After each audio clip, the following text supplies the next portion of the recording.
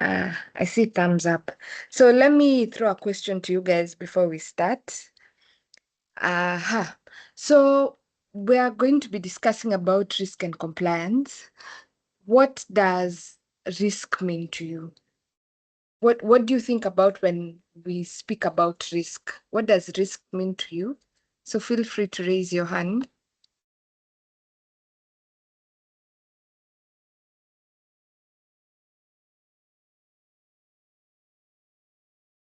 Anyone? Hello, Hello. how are you? Can you hear me? Hope, how are you? Fine, thank you. Hi, Benjamin. I'm all right. Just to let you know that I have joined. Oh, thank you. Thank you so much. So I was trying to get the students to tell me what they think about risk. Anyone who can tell us what risk means to them before we start? Yes, Faith. Thank you. To me, can you hear me? Yes, we can.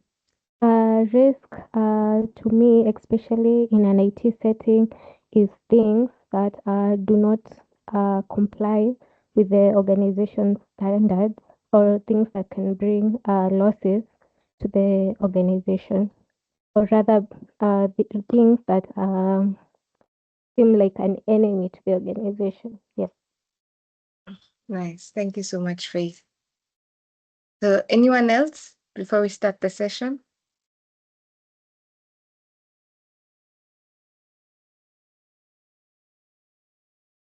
Yes, George. Good evening. Good evening. I would say risk is maybe the likelihood of like an adverse event happening. Mm-hmm. Okay. Thank you. Thank you, George. So I think from Faith and George, our speaker can pick exactly where our brains are in terms of this topic. So we can go ahead and start. Welcome once again to job hunting and mentorship session. If it's your first time here, my name is Hope, and we do this every Thursday. So today we'll be speaking about risk and compliance, and with us is someone who has quite the grasp on this. So we have Benjamin Nheta who will be taking us through this particular topic.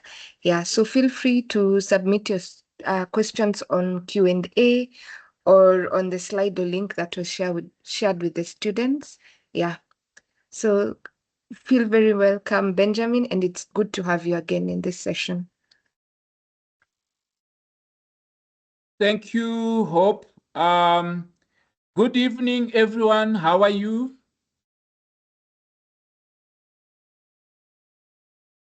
Good evening. I trust you are evening. doing well. Thank you so much. Is that okay? I would like to share my screen. Is that okay? Would you allow me to share my slides, my screen? Yes, that's okay. Yes.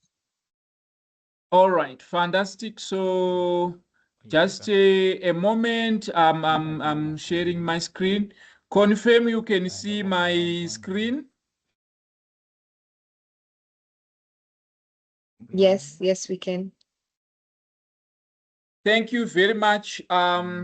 So my name is Benjamin Nheta. I'm an IT solutions consultant, and it is my pleasure to be with you this evening to take you on the discussions concerning GRC.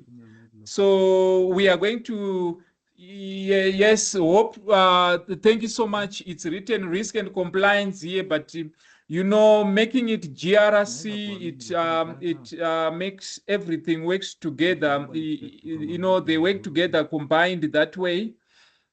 So I do not have much time, so I would like to make good use of the time that I have, is even as we begin the session. I've greeted you and I trust you are doing well. So let me start with the something bold. Let me start with something bold here. If your organization says we don't really have risk, what should you do? please update your CV tonight. We are looking at mastering GRC from foundation to excellence. Why am I saying that? Because risk is like gravity, right? Risk is like gravity. You don't have to believe in it. It still works. Today, we are talking about governing risk and compliance, which is GRC. And no, this is not a session about boring policies, the policies that nobody reads. This is really about how organizations avoid things like embarrassment, bankruptcies, and board level panic. So by the end of this discussion, I want you to see GRC not as paperwork, but as organizational survival and intelligence. All right. So let's talk about some ground rules for this journey, which is the GRC. I have had some definitions on risk, but we are going to revisit that. So the first rule, you don't need to be technical. You don't need to know how to configure a firewall. You just need to know how to ask one powerful question like, what could go wrong? That question alone has saved companies millions. And now the second rule is curiosity beats ego. If you pretend to know everything, risk will humble you quickly. So let me ask you, if your most critical systems went down tomorrow, who would sweat first? If your most critical system went down tomorrow, maybe where you might be working, or where you think, or maybe probably where you have worked before, or just relating to life in natural, even at the house, if your most critical resource, if your most critical item went down tomorrow, who would do sweat first in the scenario of a business or of an organization? So do you think it's IT? Do you think it's finance or the CEO? What do you think? Just one person. What do you think? Who would sweat first? Anybody to jump in quickly?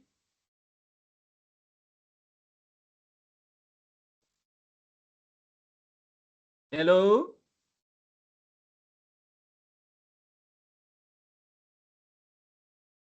Hope, what do you think? uh, I think the first people to be affected, the person who would swell most is the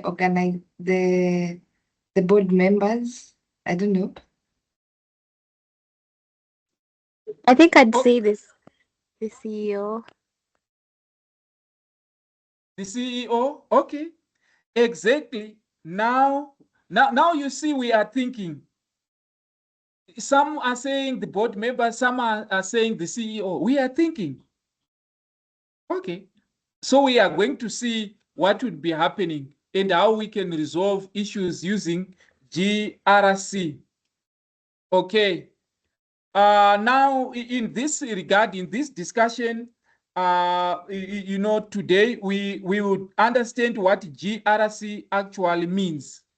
That's what we want to do. We want to understand what GRC means, not what LinkedIn says it means, not what Facebook or what other sources. So we also want to understand frameworks like ISO 27001, the NIST, National Institute of Standards and Technology. Of course, it's evening, so without falling asleep, we would like to clarify the difference between risk assessment and risk management, because yes, they are different. And we will talk about the 3 lines of defense. 3 lines of defense. It really sounds like a military movie, right? But this is actually about accountability. So by the end, you will think differently and maybe slightly more suspiciously, of course, in a health way. So let's go. What is GRC? Let me simplify this for you. The G is for governance, and governance means direction, giving direction. And risk, the R is for risk, referring to uncertainty. Remember, I'm simplifying uncertainty. And then C is for compliance, compliance meaning obligation. So I want you to imagine your organization. Let's say your organization is a ship. So we are saying governance is the captain deciding where to go. And then risk, we are saying, is the lookout yelling like iceberg. You know, you are scanning for iceberg. That's risk. And then the compliance is the maritime law saying, if you crash, here is the fine. Now, here is the problem. Most organizations only shout iceberg after they have hit it. That's where the problem is. GRC is about spotting it early and steering calmly. This is what we want to learn today. So let's address the elephant in the room. Many people think GRC is the department of no. You know, we are not policing. No, it's like, no, you can't. No, that's risky. No, that's not compliant. If that's how we operate, or if that's how organizations operate, people avoid us like okay, people avoid us like expired milk, right? So GRC should be the department of yes, but safely. You get it right? Yes, but safely. We don't stop innovation. Like you know what is happening. There is digital transformation. There's lots happening. There's AI. We don't stop. But what do? We prevent disaster headlines. That's a big difference. Okay. So who is this for? The GRC that we are talking about. We are saying, if you make decisions, this is really for you. If you influence budgets, maybe if you are a student, maybe one day you are going to influence decisions, or you are going to make decisions. This is for you. If you are going to be procurement, if you sign contracts without reading the fine print, this is especially for you. Why? Risk lives wherever decisions live.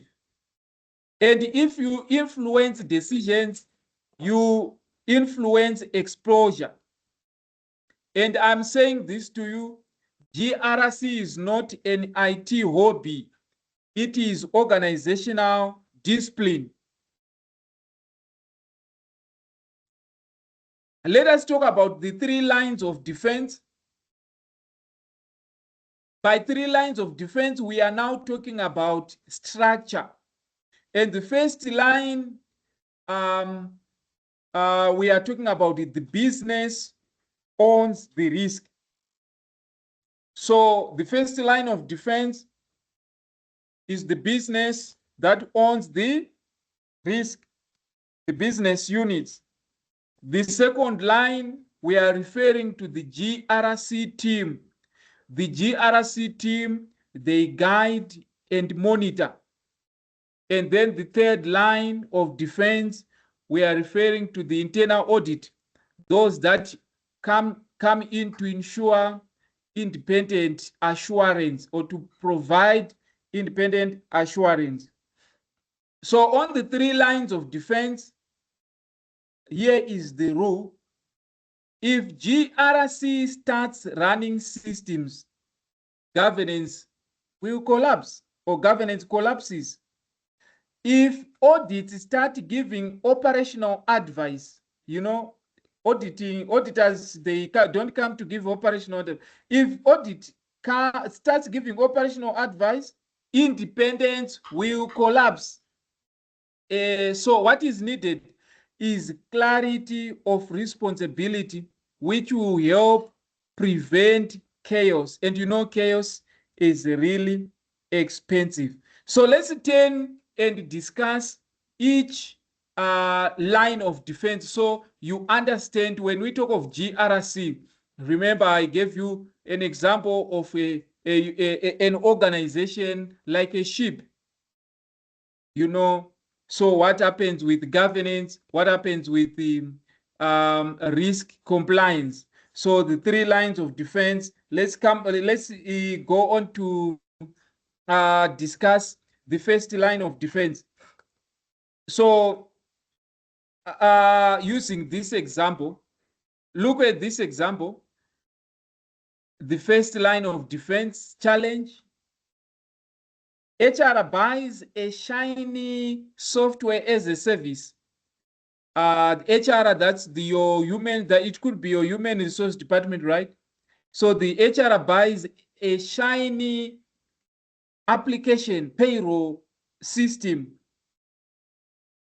and no one tells IT. They just bought because they thought this thing can work really nice for us. It's we like it. We really like it, but they have not informed the IT. In other words, the IT doesn't have oversight. So let's say 6 months later, there is a data breach. Now everyone looks at IT like, you know, IT, people in IT, the systems administrator, etc. And then they are like, oh, what, you IT people, what happened? IT says, we didn't even know it existed. So what are we saying here? Who owns that risk? Who owns that risk? Here we have got our answer. The business owner. Who is the business owner in this case? The HR department own the risk. So in GRC, we are saying you cannot outsource accountability, even if you outsource the system. You get that right? In GRC, in governance, risk and compliance, you cannot outsource accountability, even if you outsource the system, right? So remember, we mentioned the three lines of defense. You know, it sounds like we are getting into a military, something military, right?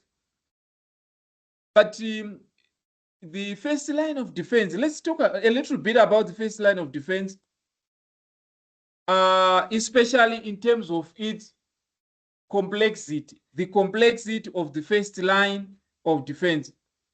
So, you know, business people, they understand impact.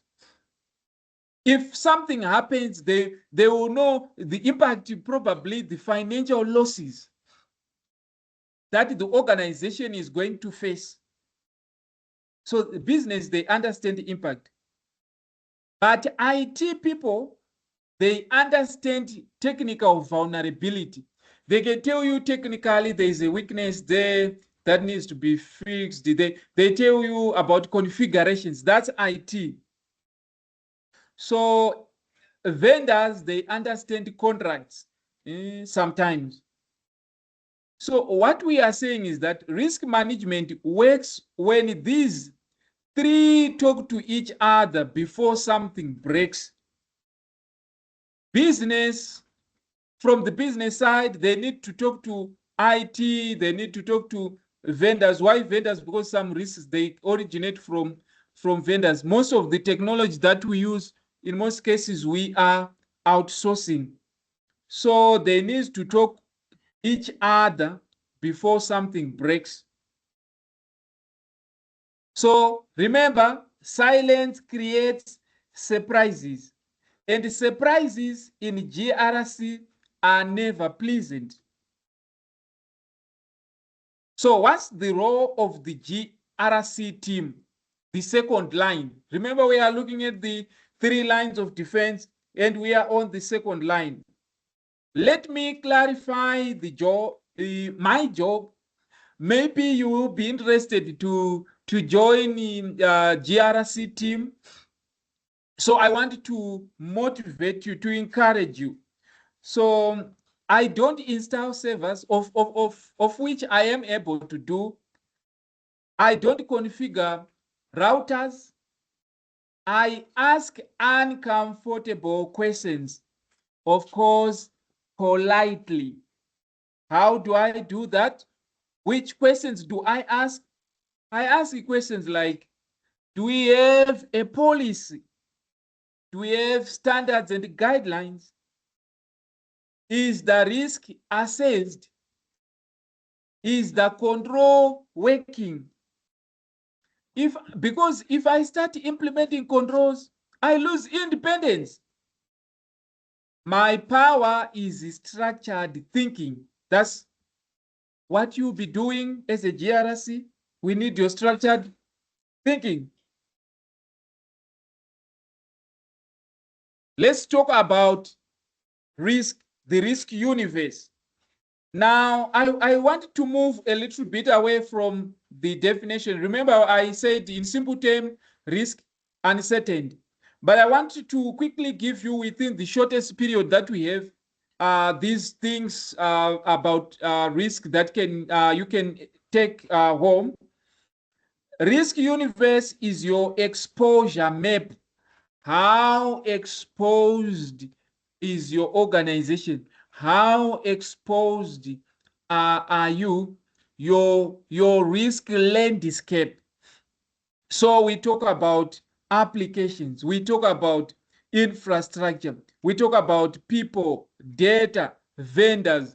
Now the exposure is even widened with cloud computing, with AI, artificial intelligence, with many emerging technologies, blockchain, edge and fog computing, and all those things.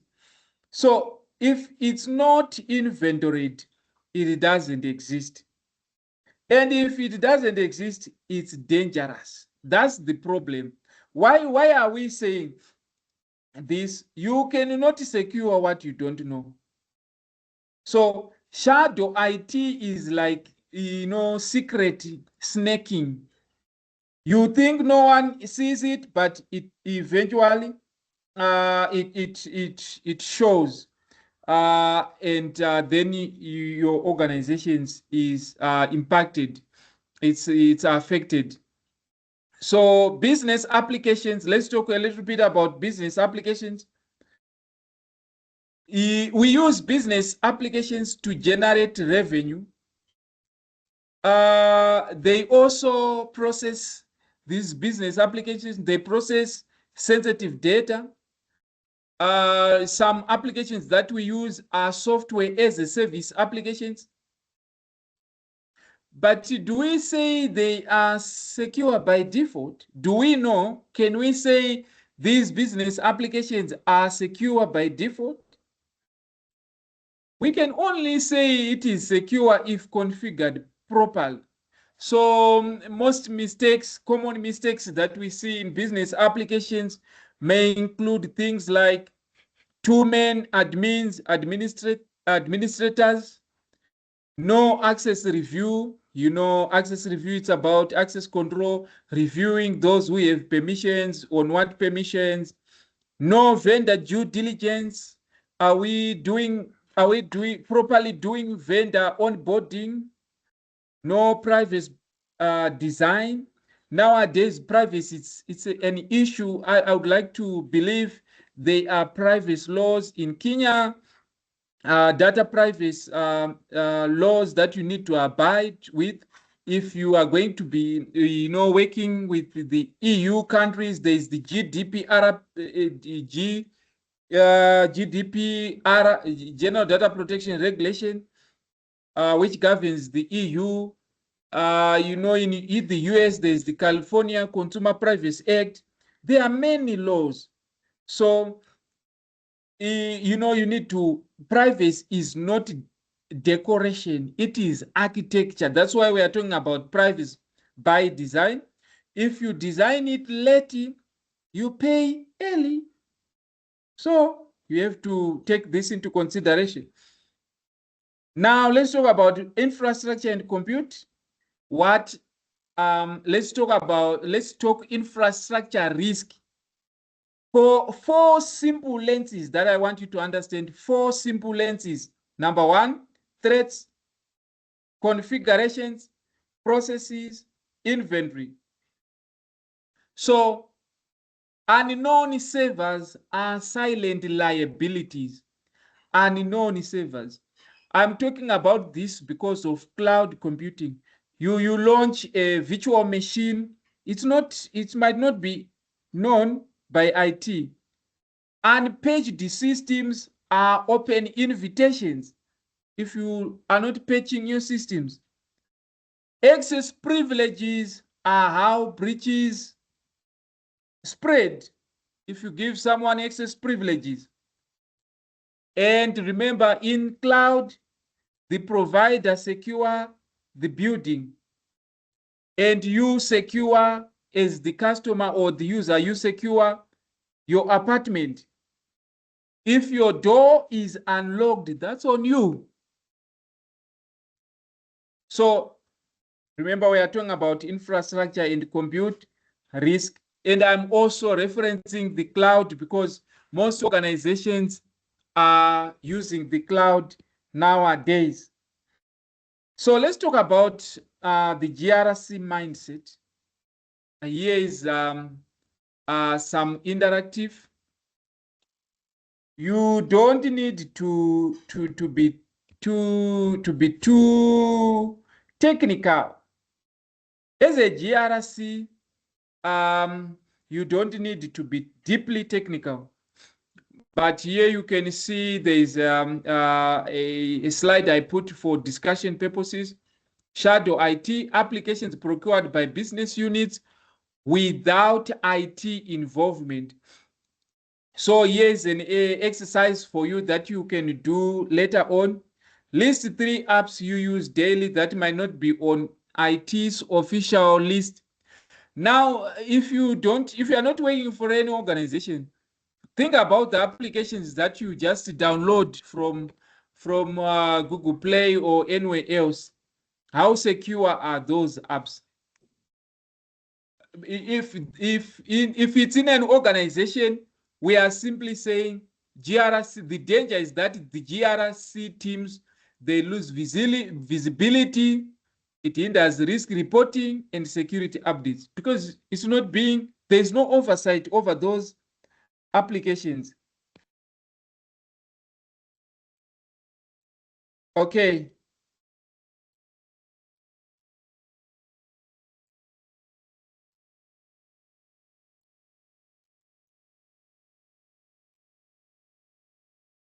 So remember what I said, that you don't need to be deeply technical to be a governing risk compliance personnel, but you need to evaluate magnitude. You evaluate magnitude by asking questions like, how bad could this be? How likely is it? Is this risk acceptable? Checklist compliance is lazy, but contextual risk evaluation is leadership. Look at the context and then come up with a risk evaluation in that sense. Looking inside out, doing an analysis.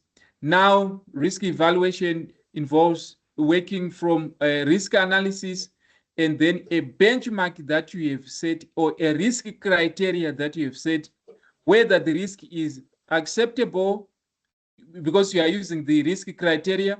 So is the risk acceptable? Is the risk not acceptable? Can it be avoided? What else can be done to deal with this risk? Okay. So remember, data is very important in an organization. So it is critical that you make sure you know how data flows within your organization, how data moves within your organization. That's how you can actually know high risk areas, and with the types of controls that you may need to put in place. So the foundational step here is it must be done before applying security controls. So like DLPs, data loss prevention or data leakage prevention controls. So one of the things that I want to talk to you about is the human factor. The human factor. The human factor is the biggest vulnerability in your organization, right?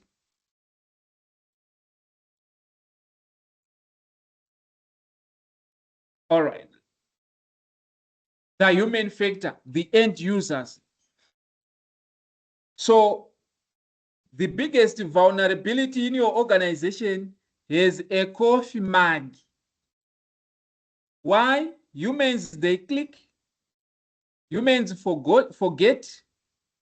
That's why cyber security awarenesses, they need to be done on a regular basis, because humans, they do forget. Humans, they bypass controls. You put controls, humans, they want to bypass. But humans, they also report incidences if they are taught well. So what is your culture like at your organization where you are? Culture. Culture decides which behavior wins. If we train once a year, that's not culture. I'm glad hope these meetings are ongoing every Thursday. But can you imagine if training is happening once a year? Is that culture? That would be calendar compliance. The reason why we are saying this is that security culture is built daily.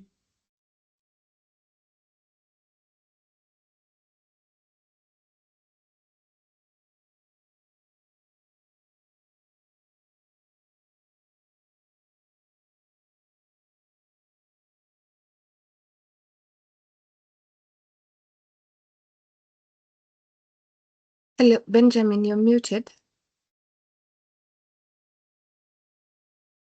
I am muted since when?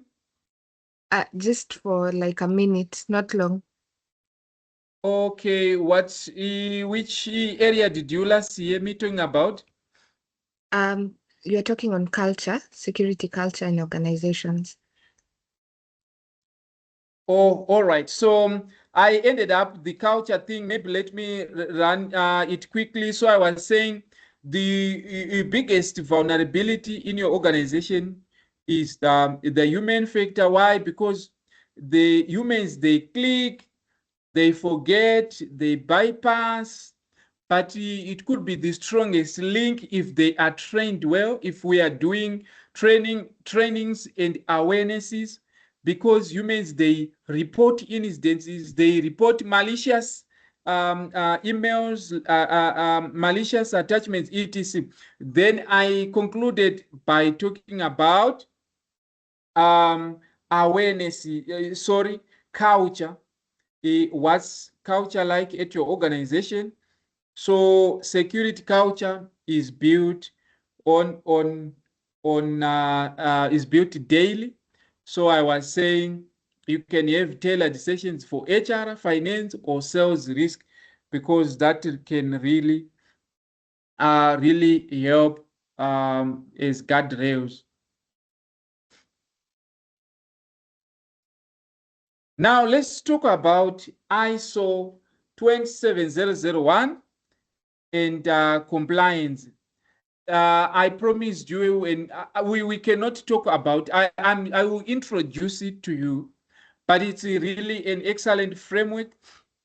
The ISO 27001. It's about it's an information security information security management system framework. It outlines requirements that an organization needs to meet, and it is supported by another one, which is ISO 27002, which provides detailed guidance on the implementation of the controls.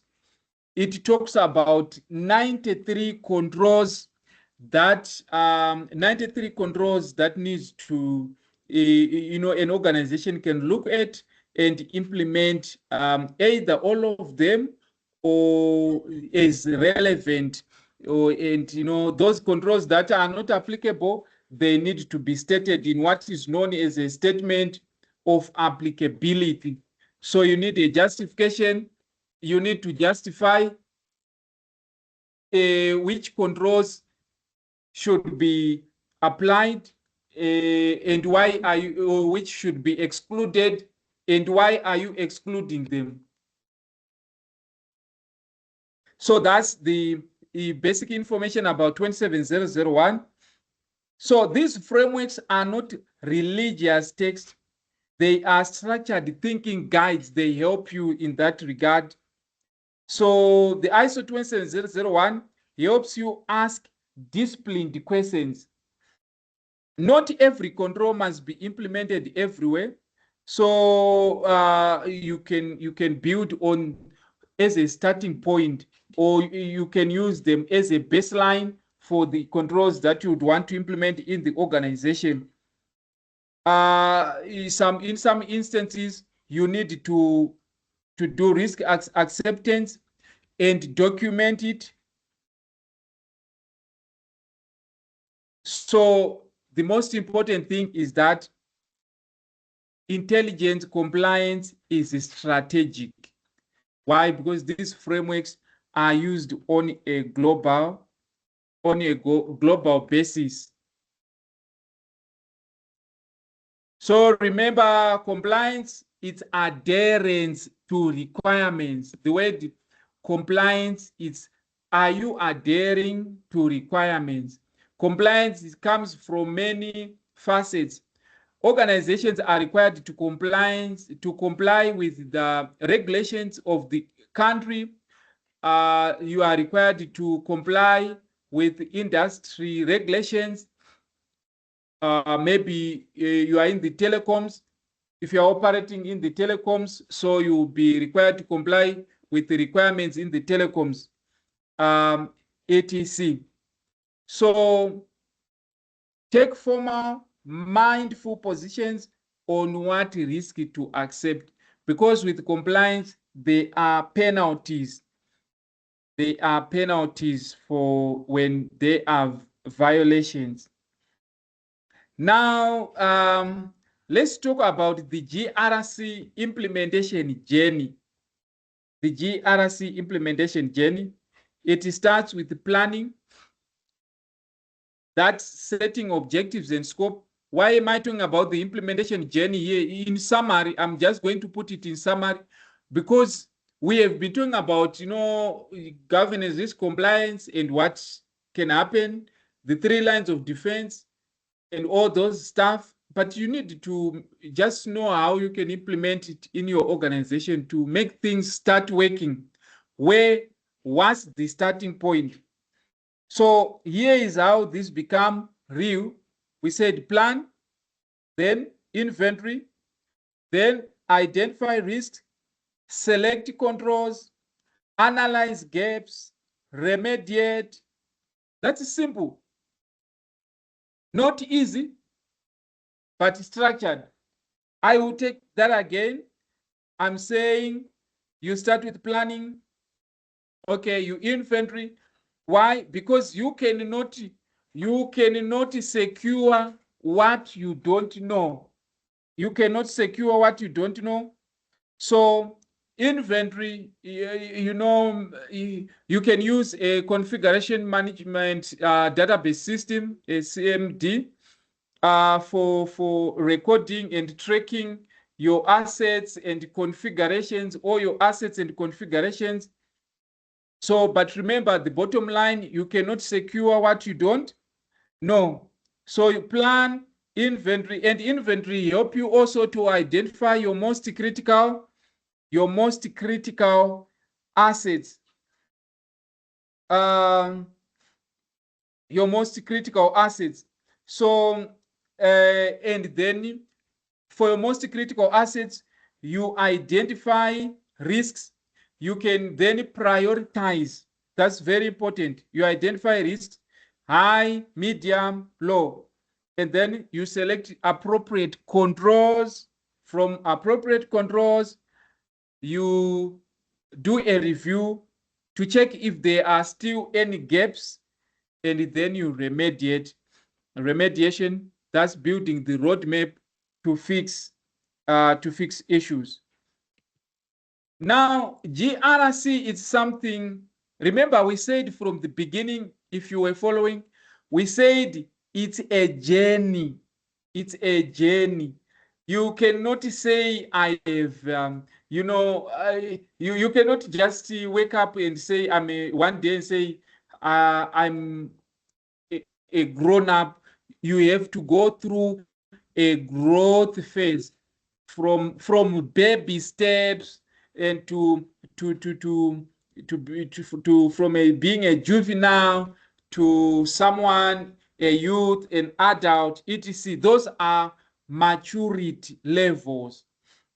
So you can actually be able to measure your maturity level in terms of GRC focus. So we start as from those early stages where things are not really okay, things are not really in place. Initial organizations react. This is where you are reacting, firefighting. You are reacting to things. Ad hoc processes, no standards. There's no ISO 27001. There's no NIST cybersecurity framework. There's no PCI DSS, payment card industry data security standards. There are many standards that we can talk about. So you are reacting to things as they happen. Then we have got another phase which is defined phase. Under the defined phase, you are now structured. You have got policies in place. You have some risks. You know risks. You have knowing risks. It means you have actually done some risk management, some risk identification, risk assessment, risk responding, maybe risk monitoring. So, and then the optimized phase. Optimized, that's you have got, it's not an easy stage to get into, because it's inexpensive. It requires a lot of effort and resources to be put in place. But optimized, we have got automated monitoring and continuous improvement. Optimized organizations, they anticipate issues before they happen. So ask yourself honestly, even as an individual, in handling your personal life, are you firefighting or forecasting? If you are working for an organization, ask yourself the same question. At your organization, what do you do? Are you firefighting or forecasting, anticipating things before they happen and taking measures? That's how you can measure your maturity. Here is a simple case study. Company X is a server crash. If a server crash, what is affected? Availability. So server crashes. But risk identifies it. GRC has the policy monitoring standards. IT are responsible for fixing the configuration management database, testing it. The audit, they verify. Remember the 3 lines of defense we discussed. So in simple terms, we are saying the server crashes, police is there, police exists, IT restores, audit verifies that everything is working on well. That's harmony. So when governance, risk, and compliance align, leadership sleeps better, and sleep is underrated. Okay, so what are the key takeaways from my presentation? Key takeaway number 1, inventory creates visibility. You cannot secure what you don't know. So put it on record. You put your assets on record. That's number 1. Number 2, ownership creates accountability, and accountability cannot be shared. We need someone who will be accountable. We also spoke about culture. Culture strengthens controls. Culture strengthens controls. And we mentioned a little bit about frameworks. Frameworks like ISO 27001 sharpens your thinking. They sharpen your thinking. So remember, GRC is not red tape, but it is resilience. GRC is resilience. Now, let me talk about, you cannot exhaust learning if you are in GRC, or if you just have, even in any sector, you just have to continue to learn daily.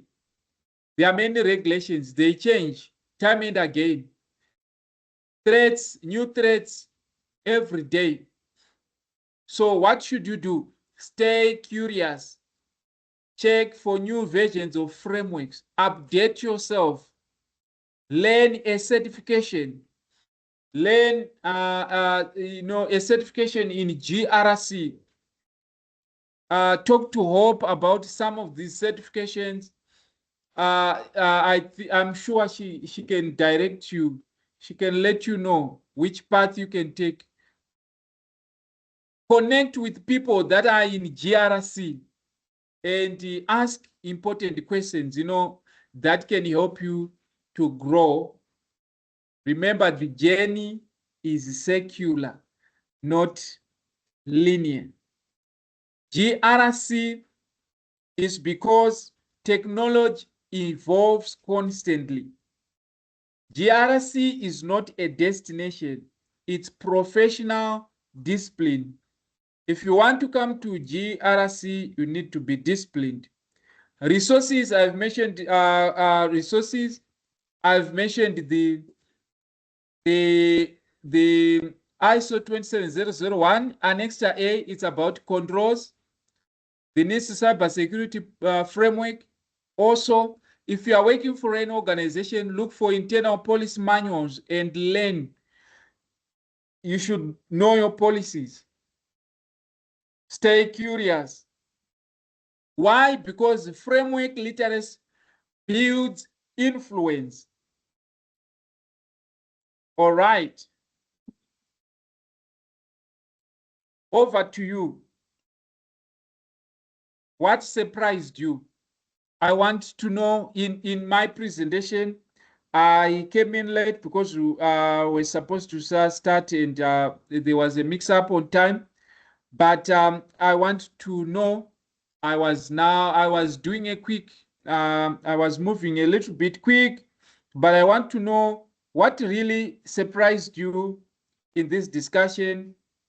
What risk feels uncomfortable in your life, in your organization? What do you think?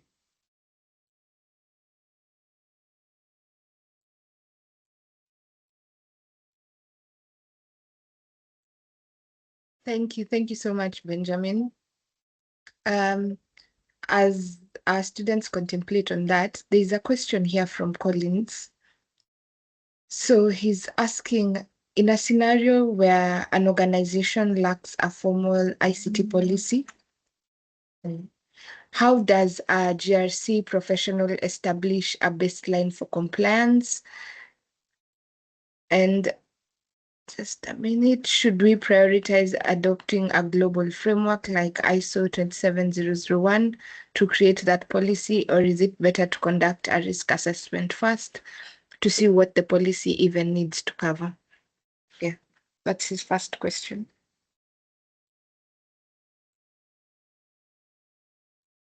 All right, thank you for that question. That's really a strong GRC question. And many organizations are operating without a formal ICT policy, yet trying to do security. So how does an organization move forward with GRC? Remember we spoke about maturity in GRC. The thing is, you cannot mature in GRC without foundational policy. But what you can do is to start building structure immediately. The fact that there is no ICT policy, it shows that we have to do something. We have got to act. Why this is a serious gap? ICT policy, it's not just paperwork. It's a governance anchor. The government, the board of management, the board members have got to approve it. So it represents board approved direction, and it also acts as a control baseline and accountability framework. So that's a very good platform to start building GRC and looking at what framework can help you, like the ISO, like COVID 2019, probably even I2 frameworks.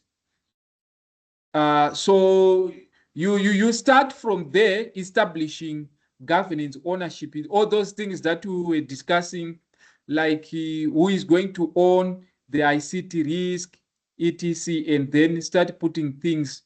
That's something that, what I can say, it's something that requires immediate action.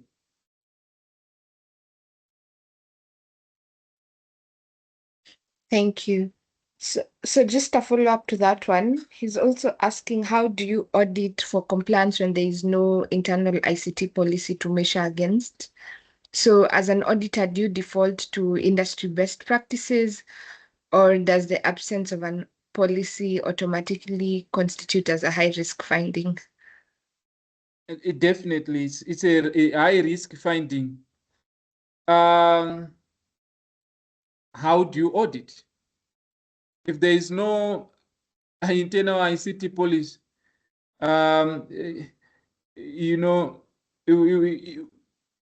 can we say we can't audit? You can audit, but what you are doing, basically, you can change. You can actually change the basis of the audit, because normally, it's really an important question, because an audit always measures against criteria. So the ICT policy, it's one of those criteria that you can use.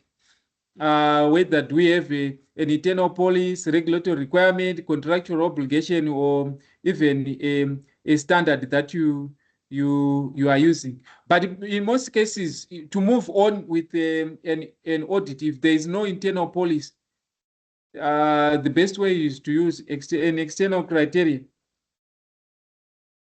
For example, audit against regulatory requirements.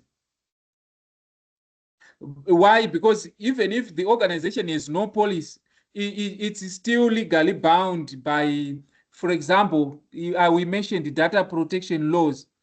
We were mentioning privacy laws, GDPR in the US, California Consumer Privacy Act. Think about other Sarbanes-Oxley Act. There are some industry regulations. For example, in Kenya, the Central Bank of Kenya, if financial sector, for example, or etc., those can become your audit criteria. Or you can just use good practice. Things, for example, conducting a gap assessment, etc. That can really help in summary. Nice. Thank you. That definitely makes a lot of sense. So we have another question from David.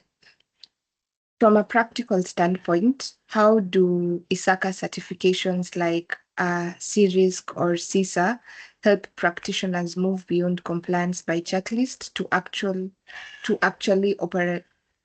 operationalizing these frameworks within the business?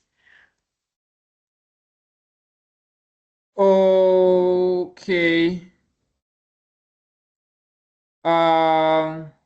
So what happens with the certifications? They help you build the knowledge base that is required. Remember, ISACA is really a global professional body covering all or major the issues that we have mentioned. It gives you broad knowledge that you can use. For example, when auditing, it talks about risk-based audit approach, controls, understanding controls, etc. So they actually provide some guidelines on auditing. They call them the ISACA audit guidelines. You can search them on the ISACA. And some documentation, for example, COVID, it actually gives you hands-on documentations that you can work on in terms of governance. I'm speaking now in terms of mostly the COVID in terms of IT governance. You have got templates that you can actually look at, practice with, and then apply or let or customize to the use to a use in your organization. Think about the C-risk you were mentioning, or CGATE, the risk registers, templates or structure that can help you, bring something to the organization, not just theoretical knowledge, but actually something that is hands-on. You can come and propose or even introduce to an organization. Remember, CGATE, for example, it talks about governance structures, performance measurement, all those things. They are important in pursuing. Not you mentioned ISACA, but there's also ISC2. ISC2 mentions CG. There's a certification which is CGRC. That's a fantastic certification to learn on frameworks. Remember the many frameworks we were talking about. If you want to understand engineering frameworks, security engineering frameworks, controls, ISO 27001 and many other frameworks, it's very good for that. But learning, that's the starting point. You get the theoretical knowledge. If you get a place to implement them, that would be an added advantage. They help you in operationalizing, like looking at your policy structuring, how you can do a policy, how you can make a policy, compliance monitoring, how you can do compliance and control life cycle. The controls that you are putting in place, they've got a life cycle, of course. So yeah, many certifications, they really help you come up with the structured compliance ecosystems. Over to you, Hope. Thank you. That's very, very true. They actually move you from the checklist mentality into the wholesomeness of risk and compliance. So, any other questions from the team? Feel free to raise your hand. Questions or comments?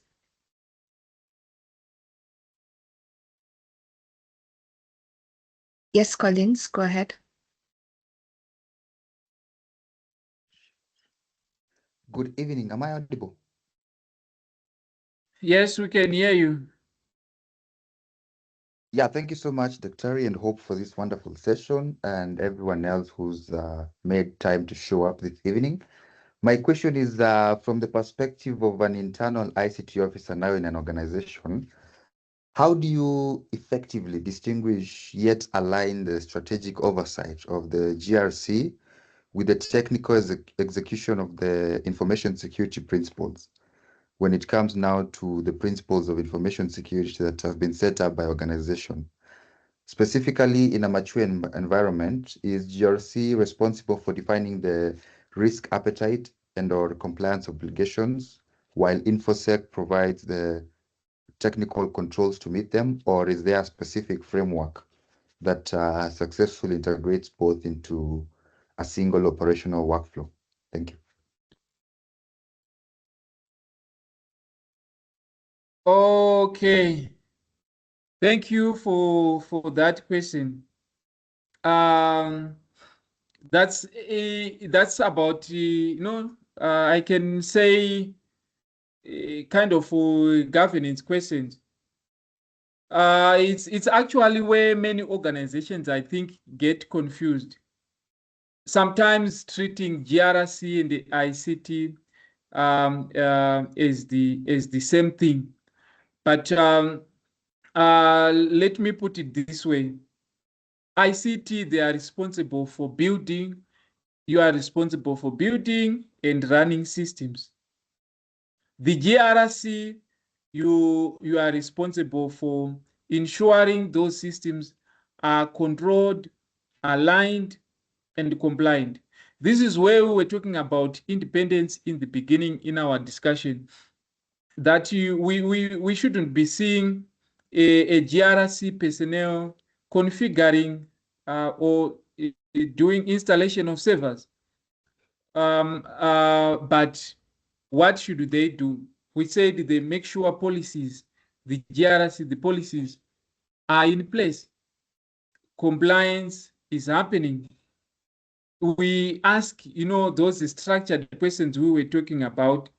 So the core difference, ICT makes technology works, and GRC makes sure technology works safely, legally, and strategically.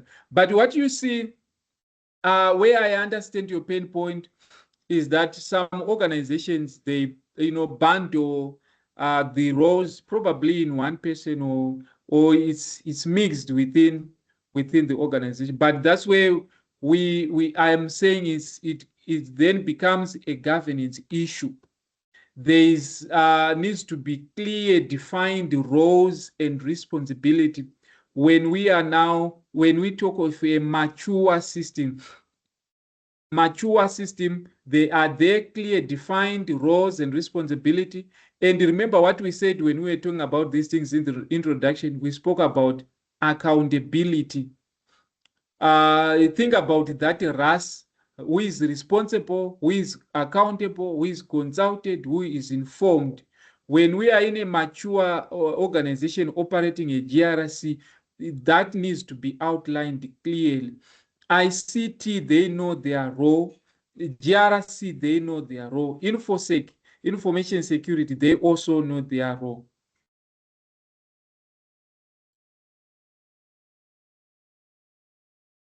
Collins? Are you answered?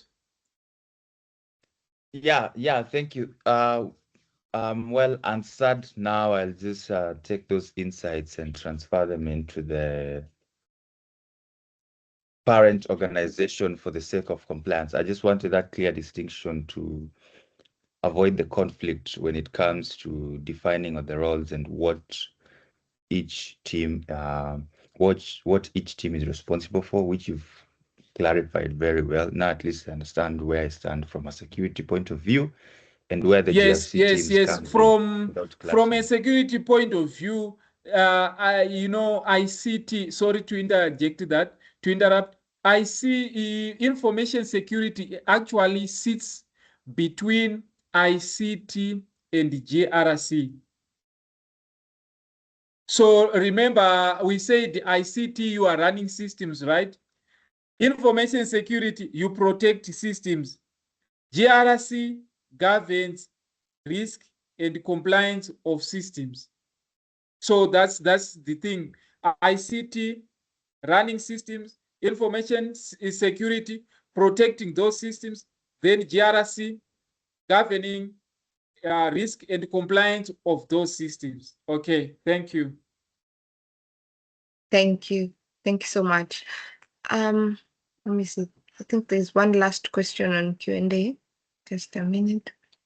So last question for the night. Jack is asking, in a scenario where a new regulation requires data protection, how would you align IT strategies with GRC principles?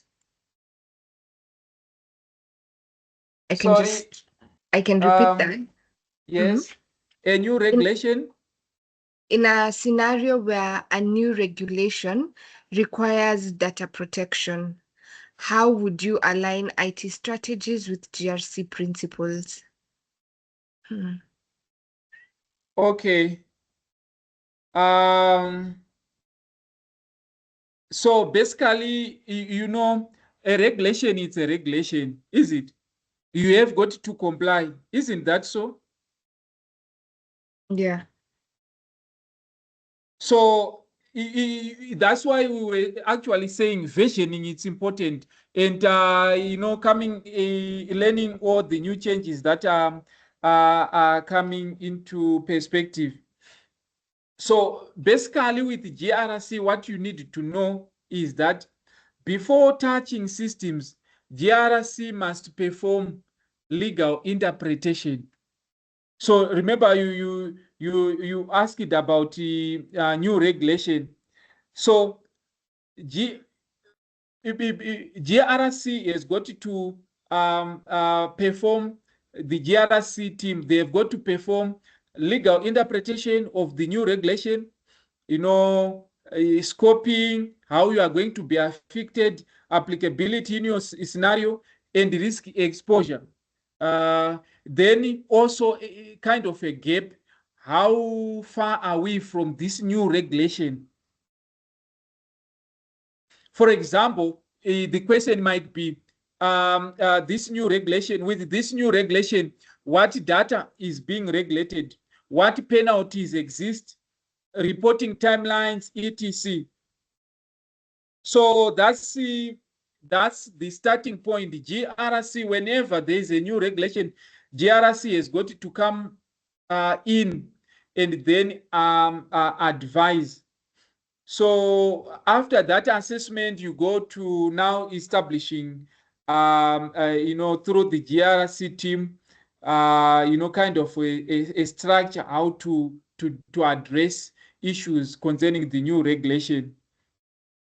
Because what you need to do with the new regulation is basically to map the regulatory requirements to controls that you have in the organization, or if there are any gaps that you are going to bring in, the controls that you are going to bring in. So on the other hand are the regulatory requirements from the new law, and then the controls.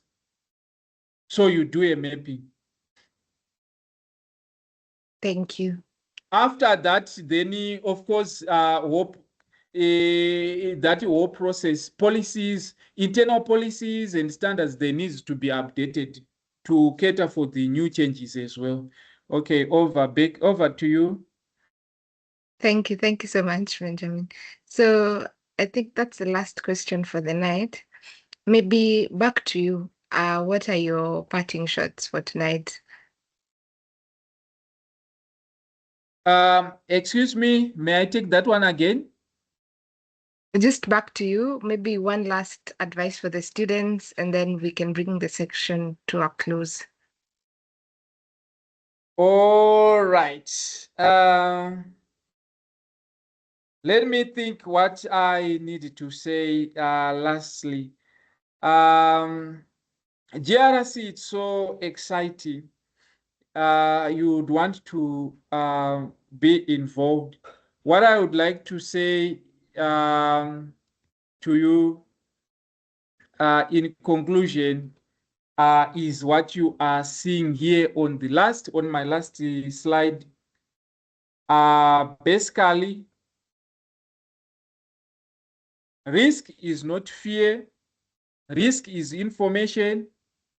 Remember, governance is not bureaucracy, but governance is direction. Remember, compliance is not punishment. Compliance is proof of discipline. So what should you do going forward? Analyze boldly, manage intelligently, enable confidently, protect strategically. So I would want to say to you, team, stay secure, stay compliant, stay strategic. And let's stay connected. Let's connected on LinkedIn, and let's discuss GRC forever. Thank you. Thank you. Thank you so much, Benjamin. It's been an amazing session. I think we've all come out with a lot. And yeah, as usual, I advise the students to always listen to the session later on YouTube. So just on the CyberShujaa page, the session should be uploaded by next week, Monday. Feel free to listen, internalize, and then break down. And just like Benjamin said, framework literacy builds influence. So make sure you're literate in the frameworks that are out there and understand the industry quite well. So thank you so much, everyone. Thank you for the amazing questions. Thank you for your time, Benjamin, and have a lovely night. Thank you. Bye for now.